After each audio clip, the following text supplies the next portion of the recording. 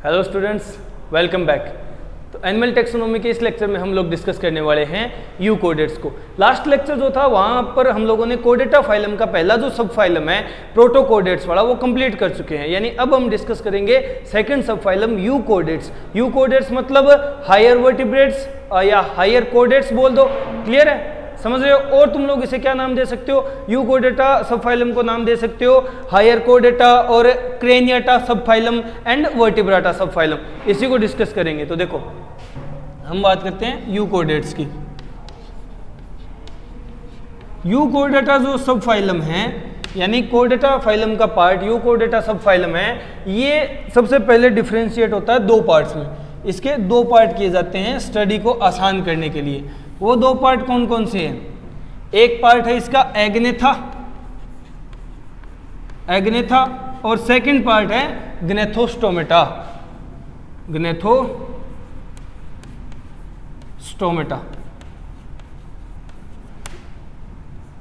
Gnathostomata. तो देखो differences क्या है एग्नेथा और ग्नेथोस्टोमेटा में। एग्नेथा का मतलब ग्नेथोस्टोमा है, ग्नेथोस्टोमा। एग्नेथा और ग्नेथोस्टोमा का मतलब क्या है, यहां ग्नेथो वर्ड का मीनिंग है जा, यानी एग्नेथा जिसमें जा एब्सेंट हो, जो एब्सेंट, जबड़े नहीं हो इन ऑर्गेनिजम्स के पास, और यहां ग्नेथोस्टोमा का मतलब जा प्रेजेंट हो, ठीक है, जा प्रेजेंट हो, क्लियर है, समझ रहे हो ना, एग्नेथा एंड ग्नेथोस्टोमा। तो देखो सबसे पहले हम लोग यूकोडेट यानी जो वर्टिब्रेट्स हैं उनको डिफरेंशिएट करते हैं स्टडी को आसान करने के लिए। किन किन पार्ट्स में? एग्नेथा एंड ग्नेथोस्टोमेटा, ठीक है, ग्नेथोस्टोमा बोल दो, एक ही बात है।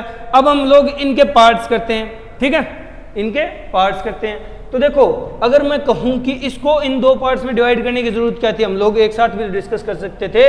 तो एक्चुअल में ये जो सब फाइलम है, सब छोटा पार्ट है फाइलम का, ये लार्जेस्ट सब फाइलम है, लार्जेस्ट सब फाइलम, लार्जेस्ट सब phylum of Chordata phylum, Chordata phylum का लार्जेस्ट सब फाइलम है ये, क्लियर। अब फाइलम के बाद आएगी क्लासेस। तो ग्नेथा जो है ना, एग्नेथा, एग्नेथा जो पार्ट है इसको क्लासेस में डिवाइड किया जाता है। इसकी क्लासेस कौन कौन सी है, इसकी क्लासेस कौन कौन सी है? तो ग्नेथा, एग्नेथा की दो क्लासेस बनती हैं, ठीक है। एक जिसे कहा जाता है ओस्ट्रेकोडर्मी, ओस्ट्रेकोडर्मी, ठीक है, और एक है साइक्लोस्टोमेटा या साइक्लोस्टोमा, ठीक है। तो देखो ओस्ट्रेकोडर्मी वो क्लास है जो कंप्लीटली एक्सटिंक्ट हो चुकी है, कंप्लीटली एक्सटिंक्ट हो चुकी है, इसका कोई मेंबर आज इस अर्थ पे नहीं है। तो हमें यहां सिर्फ पढ़ना क्या है, साइक्लोस्टोमा के बारे में, साइक्लोस्टोमा या साइक्लोस्टोमेटा, क्लियर है, ये कंप्लीटली एक्सटिंक्ट है। अब ग्नेथोस्टोमा की बारी आती है। ग्नेथोस्टोमा की क्लासेस, ग्नेथोस्टोमा को दो क्लासेस में डिवाइड किया जाता है, ठीक है। वो क्लासेस कौन कौन से? एक्चुअल में ये सुपर क्लास है, एक्चुअल में ये सुपर क्लास है, क्लास से भी ऊपर का मामला है, ठीक है। सब फाइलम को पहले सुपर क्लासेस में डिवाइड किया जाता है, सुपर क्लास। तो सुपर क्लास कौन कौन सी बनती है? देखो दो सुपर क्लास बनाई जाती है यहाँ। एक तो होती है टेट्रापोडा, एक तो टेट्रापोडा जिसमें हम लोग आते हैं, हमारी सुपर क्लास टेट्रापोडा ही तो है। एक क्लास है पाइसिस, एक सुपर क्लास है पाइसिस। तो देखो टेट्रापोडा और पाइसिस दो जो सुपर क्लास बनी वो कैसे डिफरेंशिएट होती है? पाइसिस में होती है फिशिज, पाइसिस में होती है फिशिज, और टेट्रापोडा जो सुपर क्लास है इसमें क्या क्या आएंगे? इसमें देखो कौन कौन सी क्लास आएगी। इसमें क्लास आएगी रेप्टाइल्स की, इसमें क्लास आएगी रेप्टाइल्स की, एव्स की, ठीक है, मैमल्स की एंड एम्फीबियंस की, एम्फीबिया, एम्फीबिया, रेप्टाइल, एव्स और मैमल्स, ये काउंट किए जाते हैं टेट्रापोडा में, ठीक है। आराम ARAM, ठीक है, एम्फीबिया, रेप्टाइल, एवजोर, मैमल्स, ये टेट्रापोडा में आते हैं। तो देखो हम लोगों ने स्टडी को आसान करने के लिए डिवीजन किया है, ठीक है। कैसे? जो लार्जेस्ट सब फाइलम बनता था कोर्डेटा फाइलम का, यूरोकोर्डेटा वाला, उसको दो पार्ट्स में डिवाइड कर लिया स्टडी को आसान करने के लिए कि कुछ ऑर्गेनिजम्स में तो हमें जबड़ा देखने को नहीं मिला, जिनमें एब्सेंट था उनको काउंट कर लिया एग्नेथा में, और जिनमें प्रेजेंट था वो ग्नेथास्टोमा या ग्नेथोस्टोमेटा हो गए, ठीक है। अब देखो इनको और आसान करने के लिए, इनकी स्टडी को और ज्यादा फर्दर आसान करने के लिए, डिटेल्स में स्टडी करने के लिए इनको डिवाइड किया क्लासेस में। तो जो एग्नेथा है उसको दो क्लासेस में डिवाइड किया, दो क्लासेस में डिफरेंशिएट किया। वो दो क्लासेस कौन कौन सी है? ओस्टेकोडर्मी और साइक्लोस्टोमेटा, ठीक है। चाहे साइक्लोस्टोमा बोल दो, एक ही बात है। ये दो क्लासेस में इसे डिफरेंशिएट किया गया है, डिवाइड किया गया है। अब बात आती है कि जो ग्नेथोस्टोमेटा है, ग्नेथोस्टोमा या ग्नेथोस्टोमेटा है, इसको डिवाइड किया गया है सुपर क्लासेस में। पहले सुपर क्लास टेट्रापोडा और पाइसिस है, उसमें बनी है क्लासेस। कौन कौन सी? टेट्रापोडा में एम्फीबिया, रेप्टाइलिया, एव्स और मैमल्स, और सुपर क्लास पाइसिस में आती हैं फिशेस सारी, ठीक है। अब इसी को हमें डिटेल में स्टडी करना, मैं साइड हो जाता हूँ, वीडियो को पॉज करके नोट डाउन कर लो, ठीक है। चाहे तुम लोग ये स्टोमा लिखो चाहे स्टोमेटा लिखो, एक ही बात है, ग्नेथोस्टोमेटा लिखो, ठीक है, और साइक्लोस्टोमेटा लिखो या स्टोमा लिखो, बात एक ही है। क्लियर है ना? समझ गए? तो नोट डाउन कर लेना। अब आगे डिस्कस करते हैं सेकंड पॉइंट। अब हम इन्हीं को पहले कंप्लीट कर लेते हैं। पहले हम लोग सबसे छोटा पार्ट एग्नेथा वाला कंप्लीट करते हैं, यानी साइक्लोस्टोमेटा को डिस्कस कर लेते हैं, ठीक है। चलो, ये बात है यूरोकोर्डेटा फाइलम की, ये बात है यूरोकोर्डेटा फाइलम की, यानी वर्टिब्रेट सब फाइलम की, वर्टिब्रेटा सब फाइलम की, जो लार्जेस्ट सब फाइलम है कोर्डेट्स का। तो देखो एग्नेथा की बात करते हैं, जिसके अंदर जोज एब्सेंट होते हैं, जबड़े नहीं होते इनके पास, ठीक है।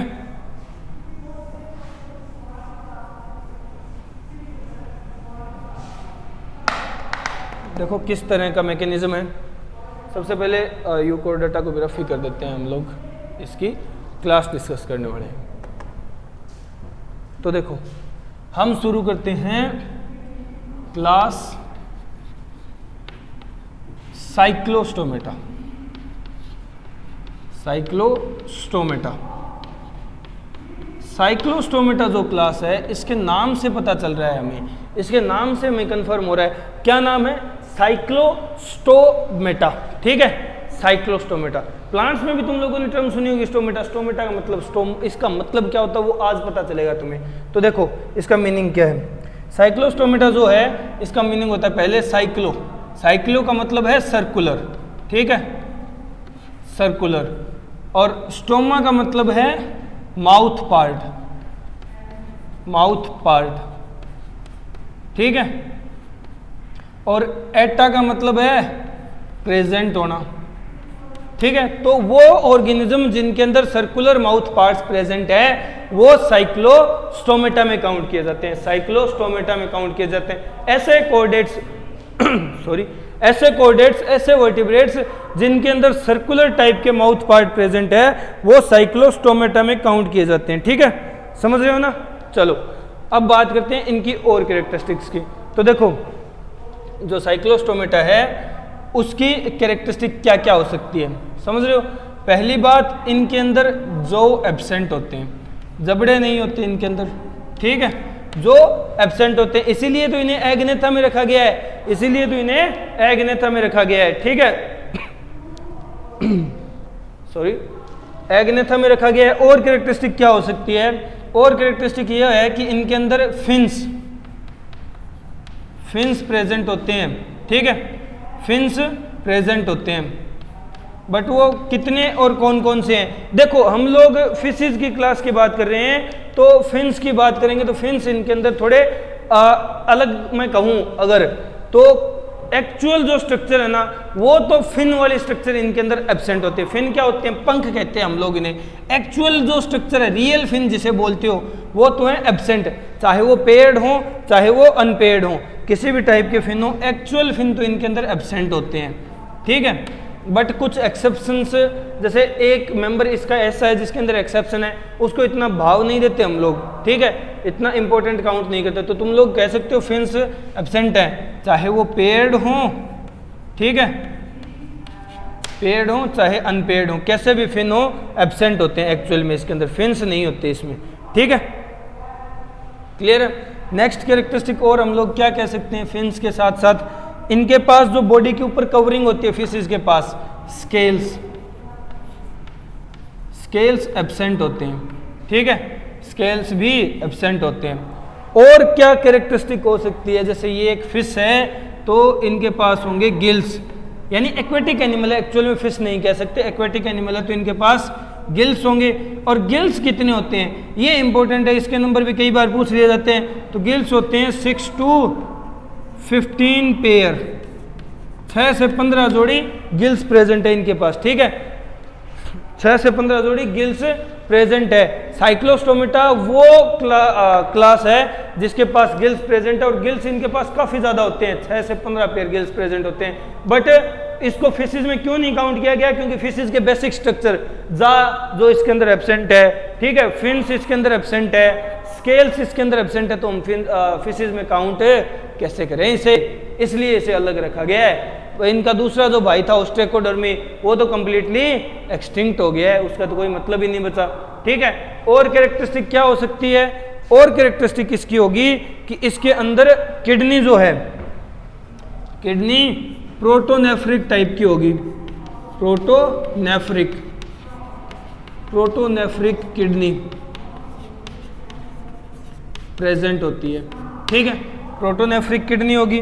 और अगर कैरेक्टरिस्टिक की बात करूं, इसकी और कैरेक्टरिस्टिक क्या हो सकती है विशेषताएं, तो देखो इनके अंदर डाइजेस्टिव सिस्टम का एक स्ट्रक्चर होता है पेनक्रियाज, स्पेशल इसीलिए जाना जाता है, पेनक्रियाज एब्सेंट होती है इनके अंदर, पेनक्रियाज नहीं होती इनके पास, ठीक है, समझ रहे हो, यानी डाइजेस्टिव सिस्टम तो होगा बट कोर्डेटा का मेंबर है तो डाइजेस्टिव सिस्टम होना कंपलसरी है, कंप्लीट एलिमेंट्री कैनाल होगी, tube with in tube body part होगा, बट इनकी जो एलिमेंट्री कैनाल है उसमें पेनक्रियाज नाम का जो स्ट्रक्चर होता है ना, जो मिक्स्ड हेट्रोक्राइन ग्लैंड की तरह बिहेव करने वाला पार्ट होता है, वो इनके पास नहीं होता, वो इनके पास एब्सेंट होता है। और एक इनकी बहुत ही स्पेशल या सबसे इंपॉर्टेंट कैरेक्टरिस्टिक की बात करूं तो वो क्या है, देखो ये रेयर होते हैं, क्यों, क्योंकि इनके अंदर एक स्पेशल कैरेक्टरिस्टिक ऐसी है जो कहीं और नहीं मिलती, इनके अंदर both notochord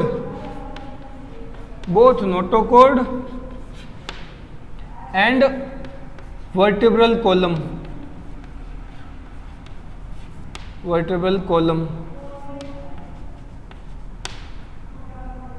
and,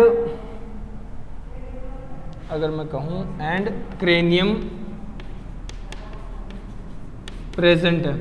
vertebral column और क्रेनियम को एक साथ बोला मैंने, और नोटोकॉर्ड, यानी इनके अंदर नोटोकॉर्ड भी है, वर्टिब्रल कॉलम और क्रेनियम भी है, ठीक है। ऐसा कैसे हो सकता है, क्योंकि वर्टिब्रल कॉलम और क्रेनियम तो डेवलपमेंट है नोटोकॉर्ड की, नोटोकॉर्ड डेवलप होकर के वर्टिब्रल कॉलम और क्रेनियम बनाएंगे, फिर ऐसा कैसे हो सकता है कि इनके अंदर दोनों ही स्ट्रक्चर प्रेजेंट हो, ये जानने के लिए हमें बोर्ड साफ करना पड़ेगा, क्योंकि हम डायग्राम से स्पेसिफाई करेंगे।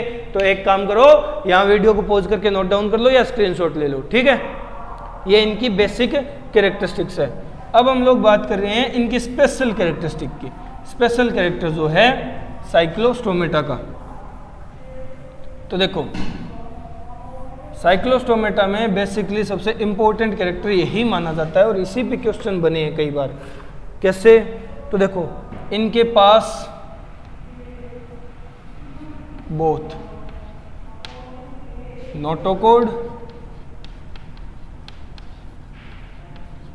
Notochord and vertebral column and cranium present होते हैं, ठीक है। अब देखो किस तरह से बताएंगे हम लोग कैसे प्रेजेंट है, और ऐसा हो कैसे सकता है एक्चुअल में, क्योंकि वर्टिब्रल कॉलम क्रेनियम तो बनते ही नोटोकॉर्ड से है, फिर इसके अंदर दोनों चीजें कैसे प्रेजेंट हो सकती है। तो देखो ये इनका वर्टिब्रल कॉलम है, ठीक है, और ये क्रेनियम है, जिसके अंदर इनका ब्रेन प्रोटेक्टेड रहता है। और ये लास्ट में यहाँ टेल रीजन में नोटोकॉर्ड प्रेजेंट होती है इनके पास। ठीक है, तो देखो ये वाला जो पार्ट है, ये वाला जो पार्ट है, ये तो क्या है, नोटोकॉर्ड। नोटोकॉर्ड कहाँ प्रेजेंट है, टेल रीजन में। ठीक है, टेल रीजन में, टेल वाले हिस्से में, समझ रहे हो। और बाकी हिस्से में ये क्या है, ये है वर्टेब्रल कॉलम और ये है क्रेनियम। क्रेनियम दोनों के दोनों जो पार्ट हैं ये प्रेजेंट होते हैं यहाँ तक। ठीक है, और नोटोकॉर्ड मैं बताऊंगा कि यहाँ से यहाँ तक प्रेजेंट होती है। इतना पार्ट नोटोकॉर्ड का है। देखो ये पार्ट नोटोकॉर्ड का है, समझ गए। और ये वर्टिब्रल कॉलम और क्रेनियम है। यहाँ वर्टिब्रल कॉलम और क्रेनियम प्रेजेंट है, बट प्रेजेंट किस चीज़ के हैं, बने हुए किस चीज़ के हैं, ये बात ध्यान रखना। ये बने हुए हैं कार्टिलेज के, कार्टिलेजिनस, कार्टिलेजिनस वर्टिब्रल कॉलम और क्रेनियम है। ठीक है, नोटोकॉर्ड तो परसिस्टेंट है, पड़ी रहती है, नोटोकॉर्ड तो होती है, बट कार्टिलेज के बने हुए वर्टिब्रल कॉलम और क्रेनियम भी प्रेजेंट है। समझ गए, क्लियर है ना। ये इनकी स्पेशल कैरेक्टरिस्टिक है जो सिर्फ इन्हीं के अंदर देखने को मिलती है। ठीक है, जो सिर्फ साइक्लोस्टोमेट्स में देखने को मिलती है। वीडियो को पॉज करके और इसे नोट डाउन कर लेना जल्दी। मैं साइड हो जाता हूँ, जल्दी वीडियो पॉज करो और नोट डाउन कर लो। अब देखो, अब हम लोग नेक्स्ट पॉइंट डिस्कस करने वाले हैं। नेक्स्ट हम लोग डिस्कस करेंगे साइक्लोस्टोमेट्स के एग्जाम्पल, यानी साइक्लोस्टोमेटा को एग्जाम्पल्स के तौर पे डिस्कस करेंगे। ये क्लास इतनी ही थी, इसके एग्जाम्पल डिस्कस करके एक पार्ट कंप्लीट करते हैं। ठीक है, बट उससे पहले एक पॉइंट और है, नोट कर लो कि इनके अंदर जो सर्कुलेशन होती है ना, कोर्डेटा होते हुए इनके अंदर जो सर्कुलेशन है वो कैसी है, क्लोज टाइप की। अब सब में ही ओपन थोड़ी होगी, जो एक्सेप्शन था वो लिखवा दिया। ठीक है, इसके अंदर तो क्लोज टाइप की ही होती है। समझ गए, चलो ये बात हुई साइक्लोस्टोमेट्स की कैरेक्टरिस्टिक्स की। अब हम बात करते हैं इसके एग्जाम्पल्स की। अब हम बात करते हैं इसके एग्जाम्पल्स की। तो देखो इसके एग्जाम्पल काफ़ी इंपॉर्टेंट है, एग्जाम्पल्स पे ही क्वेश्चन पूछे गए हैं कई बार। तो कौन कौन से एग्जाम्पल हो सकते हैं, तो देखो सबसे पहले इसका जो एग्जाम्पल है हम लोग बात करेंगे वो है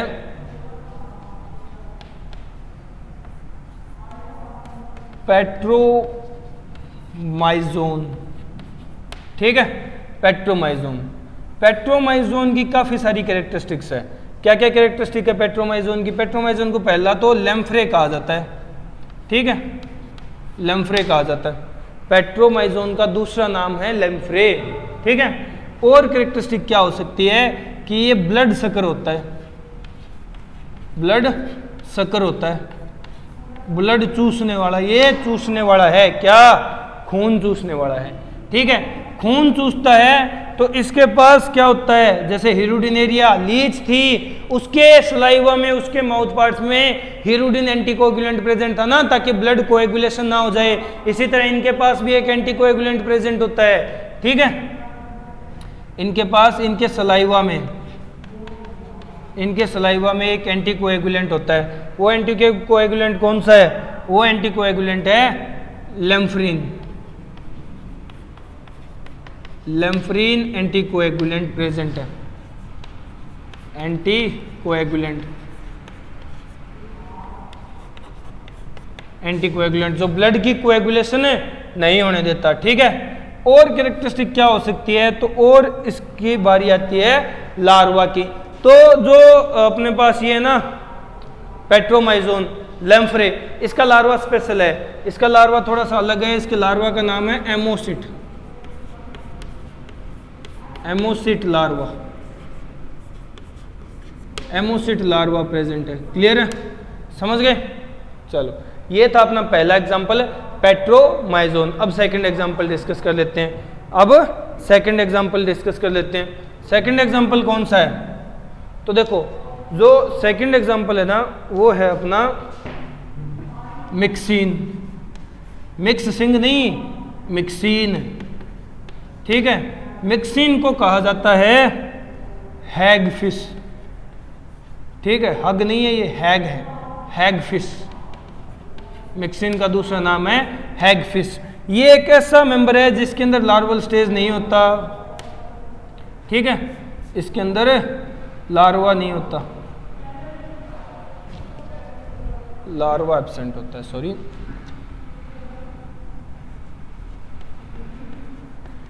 इनके अंदर लार्वा एब्सेंट होता है। नेक्स्ट कि ये एक ऐसा ऑर्गेनिज्म है जो ओस्मो कन्फर्मर होता है, ठीक है, ओस्मो कन्फर्मर।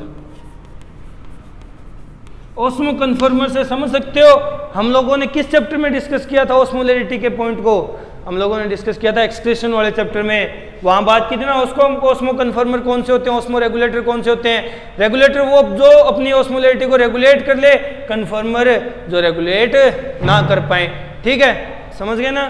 तो ये एक ओस्मो कन्फर्मर है। तो दो एग्जाम्पल मिक्सिन और पेट्रोमाइजोन इसके मोस्ट इंपॉर्टेंट एग्जाम्पल्स में से हैं। अब वीडियो को पॉज करके नोट डाउन कर लो, मैं साइड हो जाता हूं, फिर हम लोग कुछ बेसिक कैरेक्टरिस्टिक्स डिस्कस करेंगे, ठीक है। चलो अब हम बात कर देते हैं इनके नेक्स्ट पॉइंट की। ये तो मिक्सिन और पेट्रोमाइजोन हो गए। अब कई बार क्वेश्चन पूछा जाता है पेट्रोमाइजोन के लाइफ साइकिल से, पेट्रोमाइजोन के लाइफ साइकिल से क्वेश्चन पूछा जाता है। ये इंपॉर्टेंट ही इतना है, हम क्या करें तो क्वेश्चन बनाने पड़ते हैं। अब क्वेश्चन बनते हैं तो देखो इसके लाइफ साइकिल को स्टडी करना पड़ेगा। लाइफ साइकिल को स्टडी कैसे करते हैं तो देखो पेट्रोमाइजोन है, ठीक है, पेट्रोमाइजोन है, पेट्रोमाइजोन का अडल्ट है ये, ठीक है, अडल्ट है और अडल्ट प्रेजेंट है मराइन हैबिटेट में, ठीक है, मराइन वाटर में प्रेजेंट है। अब जब इसे एग लेइंग करनी होगी ना, एग देने होंगे, तो ये यहां से चल करके जाएगा फ्रेश वाटर में, ये यहां से चल करके फ्रेश वाटर हैबिटेट में जाएगा, ठीक है, फ्रेश वाटर में चला गया। अब ये जो माइग्रेशन हुई है ना from marine habitat to fresh habitat, यानी marine water to fresh water, इसको कहा जाता है, इस माइग्रेशन को कहा जाता है anadromous, anadromous, anadromous migration. Clear है। अब यहां ये क्या करता है, फ्रेश वाटर में आकर के ये एग लेइंग करता है, ठीक है, एग लेइंग,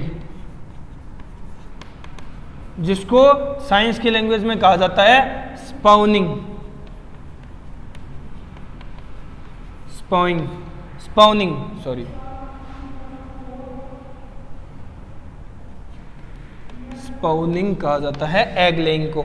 और इससे जो एग रिलीज होते हैं, इससे जो एग रिलीज होते हैं वो यहीं पे डेवलप होते हैं, ठीक है, यहीं पे एग से लार्वा बनता है, यहीं पे एग से लार्वा बनता है और लार्वा से अडल्ट बनता है, लार्वा से अडल्ट बनता है और अडल्ट फिर वापस से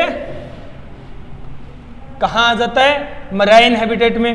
तो ये माइग्रेशन कैसी हुई, ये माइग्रेशन होती है कैटाड्रोमस, कैटाड्रोमस, कैटाड्रोमस माइग्रेशन। तो देखो एनाड्रोमस और कैटाड्रोमस माइग्रेशन समझ आई, पेट्रोमाइजोन की पूरी लाइफ साइकिल समझ आई। ये क्या है, ये है लाइफ साइकिल, ये है लाइफ साइकिल, लाइफ साइकिल किसकी, पेट्रोमाइजोन की। देखो पेट्रोमाइजोन का अडल्ट मराइन हैबिटेट का होता है, यहां से ये एग लेइंग के लिए जाता है फ्रेश वाटर में, जिसे कहते हैं एनाड्रोमस माइग्रेशन। वहां ये एग देता है, स्पाउनिंग करता है, फिर एग लार्वा में बदलते हैं, लार्वा अडल्ट में और अडल्ट वापस से मराइन हैबिटेट में आ जाता है। अभी ये फ्रेश में था, मराइन में आ गया तो कैटाड्रोमस माइग्रेशन हो गई, समझ गए। ये पेट्रोमाइजोन का लाइफ साइकिल है। तो देखो हम लोगों ने अभी डिस्कस क्या किया कि देखो सबसे पहले हम लोग कंप्लीट कर चुके थे लास्ट लेक्चर तक क्या कि जो अपने कोऑर्डिनेट्स होते हैं उनको दो पार्ट्स में डिवाइड किया था, ठीक है, प्रोटोकोडेटा और यूरोकोडेटा।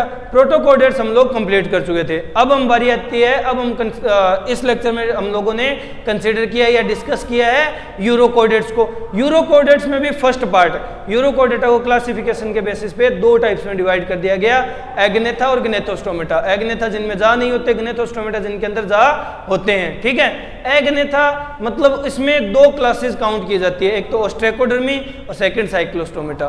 क्लियर है, ओस्ट्रेकोडर्मी एक्सटिंक्ट हो गई है, हमें डिस्कस साइक्लोस्टोमेटा करनी थी, वो हम लोग कर चुके हैं। नेक्स्ट जो अपना ग्नेथोस्टोमेटा वाला पार्ट है, ग्नेथोस्टोमेटा सब फाइलम है, उसको और ज्यादा फर्दर क्लासिफाई किया गया दो सब क्लासेस में, दो सुपर क्लासेस कह सकते हो तुम लोग।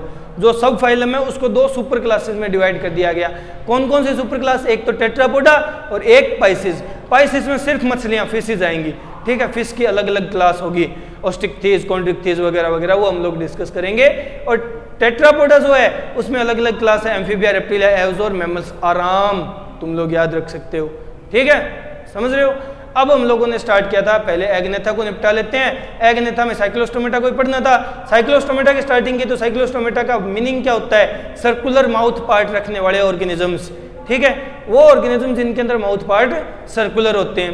क्लियर है। अब इसकी कैरेक्टरिस्टिक डिस्कस की कि इसके अंदर फिन एब्सेंट होते हैं, पेड फिन एब्सेंट होते हैं, स्केल्स एब्सेंट होते हैं, जा इसके अंदर एब्सेंट होते हैं, बट गिल्स प्रेजेंट है। गिल्स इसके अंदर 6 से 15 जोड़ी है। ठीक है, 16 to 15 पेयर गिल्स प्रेजेंट है इसके पास। ठीक है, नेक्स्ट हम लोगों ने क्या डिस्कस किया? नेक्स्ट हम लोगों ने डिस्कस किया इसकी और फर्दर स्पेशल कैरेक्टरिस्टिक्स, जैसे हम लोग कह सकते हैं कि इसके अंदर नोटोकॉर्ड और जो वर्टिब्रल कॉलम और क्रेनियम दोनों के दोनों प्रेजेंट है। ठीक है, यानी एक्चुअल में तो 3 पार्ट हो गए ना, नोटोकॉर्ड, वर्टिब्रल कॉलम और क्रेनियम, बट वर्टिब्रल कॉलम और क्रेनियम नोटोकॉर्ड की ही तो डेवलपमेंट है, तो दोनों ही प्रेजेंट है पार्ट। ठीक है, ऐसा कैसे हो सकता है? तो डायग्राम से देखा। ठीक है, डायग्राम में सिर्फ टेल रीजन में नोटोकॉर्ड थी, बाकी वर्टिब्रल कॉलम और क्रेनियम प्रेजेंट था। समझ रहे हो ना। अब देखो इसकी कैरेक्टरिस्टिक और क्या कि जो वर्टिब्रल कॉलम और क्रेनियम थे वो एक्चुअल में कार्टिलेजिनस थे, कार्टिलेज के बने हुए थे। समझ गए, बोनी पार्ट नहीं थे। चलो ये बात भी होगी। फिर हमने बात की थी इसके अंदर सर्कुलेशन। सर्कुलेशन इसके अंदर स्पेशल होती है, क्लोज टाइप की होती है। कोडेटा फाइलम का ही मेंबर है तो सर्कुलेशन है क्लोज ही होगी, इसमें तो कोई डाउट ही नहीं है। चलो नेक्स्ट पॉइंट डिस्कस किया हम लोगों ने कि इसके एग्जाम्पल्स क्या क्या होते हैं। और जब बात आती है एग्जाम्पल की, तो एग्जाम्पल हम लोगों ने बताया कि इसके अंदर दो मेन एग्जाम्पल प्रेजेंट है। सबसे इंपॉर्टेंट एग्जाम्पल है पेट्रोमाइजोन और मिक्सिन। मिक्सिन को निपटाते हैं, मिक्सिन एगफिश कहलाती है। ठीक है, लार्वा इसके अंदर होता नहीं, और ओस्मो कन्फर्मर है जो अपनी ओस्मोलैरिटी को रेगुलेट नहीं कर पाते। नेक्स्ट अगर बात करूं तो पेट्रोमाइजोन, पेट्रोमाइजोन को लैम्फ्रे कहा जाता है। लैम्फ्रे एक ब्लड सकिंग ऑर्गेनिज्म है, ब्लड सक करता है। ठीक है, तो ब्लड कोएगुलेशन ना हो जाए इसलिए इसके अंदर एक एंटी कोएगुलेंट प्रेजेंट होता है इसके सलाइवा में, जिसको लैम्प्रीन कहा जाता है। ठीक है, लैम्प्रीन एंटी कोएगुलेंट, लैम्फ्रे के अंदर लैम्फ्रीन एंटी कोएगुलेंट प्रेजेंट है। क्लियर है, समझ गए। नेक्स्ट हम लोगों ने बात की इसका लार्वा एमोसिट लार्वा होता है। क्लियर है। अब इसके लाइफ साइकिल से कई बार क्वेश्चन पूछे गए हैं, तो ये मराइन हैबिटेट की है। एग देने के लिए ये फ्रेश वाटर में जाती है, जिसे एनाड्रोमस माइग्रेशन बोलते हैं। फ्रेश वाटर में ये एग लेइंग करती है, एग है लार्वा में चेंज होता है, लार्वा अडल्ट में, ये अभी भी फ्रेश वाटर में, और अडल्ट वापस आ जाता है मराइन हैबिटेट में, जिसे कहा जाता है कैटाड्रोमस माइग्रेशन। ये इसकी पूरी लाइफ साइकिल थी। इस लेक्चर में आज बस इतना ही। इससे नेक्स्ट पार्ट हम लोग डिस्कस करेंगे नेक्स्ट लेक्चर में। Okay, goodbye. देखो सिंपल सी बात है, एनिमल किंगडम खत्म होने को आ गया है। ठीक है, सारे फाइलम डिस्कस कर लिए, कोडेटा में आ गए, कोडेटा का भी आधा पार्ट कंप्लीट कर चुके हैं। ठीक है, अब हमें जो छोटा सा पार्ट बचा है वो कंप्लीट करना है। मैं तुम लोगों को बताना चाहूंगा कि एग्जाम्पल्स मोस्ट इंपॉर्टेंट है इस चैप्टर के। टेक्सोनोमी जो चैप्टर है ना, एनिमल टेक्सोनोमी, एग्जाम्पल सबसे ज्यादा इंपॉर्टेंट है, पूछे जाते हैं। और हर फाइलम के हम लोगों ने एग्जाम्पल्स के साथ साथ स्पेशल कैरेक्टरिस्टिक भी डिस्कस की है, तो हर चीज याद रखने लायक है। अपने प्रॉपर नोट्स बनाते जाओ, तुम्हें प्रॉपर टाइम मिल रहा है नोट्स बनाने के लिए, मैं प्रॉपर जगह दे रहा हूँ, स्पेस दे रहा हूँ, चाहे स्क्रीनशॉट लो, किसी तरह से अपने नोट्स बनाओ, कंप्लीट करो। बहुत हेल्पफुल है ये नोट्स, शॉर्ट एंड स्वीट में पढ़ रहे हैं। ठीक है, छोटे छोटे लेक्चर हैं, एक एक फाइलम का एक एक लेक्चर कंप्लीट किया है, समझ गए। तो कंप्लीट करो, जहां से तुम लोगों को क्वेश्चन मिले क्वेश्चन निपटाओ। वैसे तुम लोगों को हम लोग डिजिटल फॉर्म में क्वेश्चन मटेरियल भी अवेलेबल कराएंगे, समझ रहे हो। इस लेक्चर में बस इतना ही, बाकी नेक्स्ट लेक्चर में डिस्कस करेंगे। Okay, good bye.